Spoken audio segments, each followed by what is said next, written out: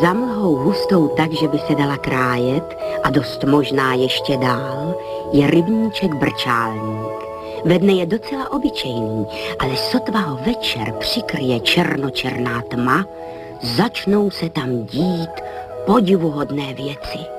Nejdříve to ve vodě zažbluňká, pod břehem zakuňká, v rákosí hrkne, ve vrbě lupne a teprve potom se objeví rákosníček.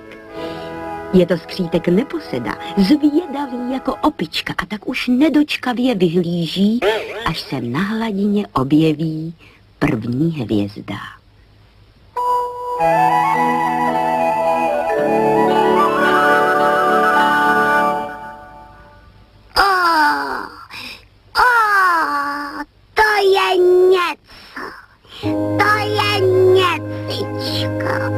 Taková překrásnost nevídaná.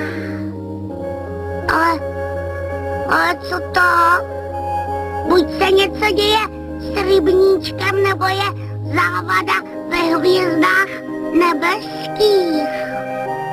No jo, milé hvězdičky si někam špacírují a já, abych je šel do víkam hledat, nezbedy.